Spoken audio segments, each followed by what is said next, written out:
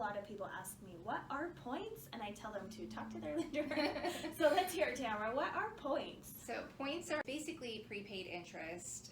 It's the fee that's attached to the interest rate. So when somebody says 1 point, that means that the fee for that rate is 1 point, which is 1% of the loan amount in the fee for that loan. And so that's where, when we go to lock an interest rate, there's a very varied amount of interest rates you can choose from with different points attached to it. And so the higher the rate, the lower the points, but then as you go down in rate, the points go up. And so you want to find that happy medium, which that's what I'm here for, to help you figure out what's best for you and your family and your financial situation, because I don't believe that there's one size fits all for everybody. And sometimes, there are loan officers out there that will make that decision for you and not have that discussion. And I think it's a really important discussion to have, to make sure that you're spending your money wisely, that, for what's best for you, instead of the person that was only going to stay there 3 years, but you paid, 2 points for your interest rate. You're never going to get that money back. Yes. Just to say like, oh, I have a pretty rate, but I could really save that money and not, put all that money out of pocket out front. Absolutely. So. That's so important to remember, because it's so true. When you're in the process of purchasing, it seems like that interest rate is the be all end all, and you absolutely want it the very lowest possible. But if you know this is your stair-stepping house, and you're just going to be here for a few years and then move up, right, then there may be other ways that are more financially beneficial to you to maybe right. don't pay the points, and maybe you do have an interest rate. But in the long run, if it helps you financially, who cares, right? Exactly. And that's what I tell all my clients.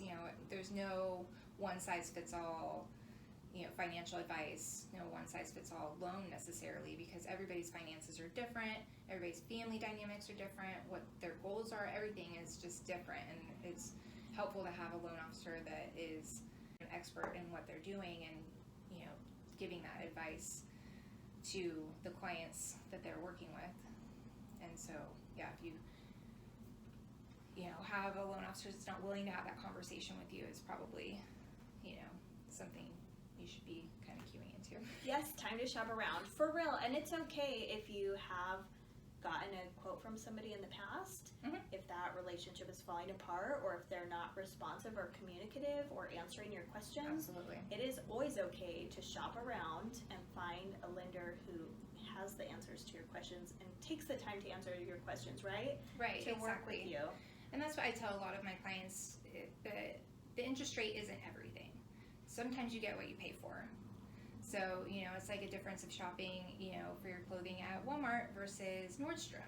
The level of service that you receive at Nordstrom is far superior, but you also know you're going to pay that Nordstrom price. Not necessarily saying that you have to do that with your loan, but sometimes, an eighth of a percent here or there for the peace of mind and the level of service that you receive is, we pay for those things, right? And so it's not always about trying to find who's the cheapest guy in town, because sometimes the cheapest guy in town may not answer the phone, might not get your deal done, or have a bunch of hidden fees off the back. And there's a lot of different reasons you don't necessarily always want to go, just based off of who's the cheapest. Yes, absolutely. And I would say, to piggyback onto that, I have worked with so many buyers who, actually most of my buyers work with a local lender because I tell them that it will absolutely benefit them.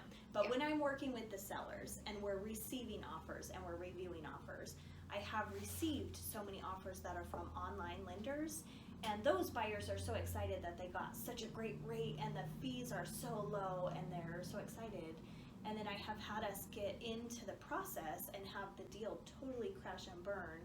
When something came up, one of mine, they needed a new septic, and the online lender just could not handle it, and they could not close the deal, and they couldn't pivot to work with that. And so the buyer actually had to drop that loan after paying for a number of things, drop the loan, and come to get a local lender who was able to pivot around this issue of needing a new septic.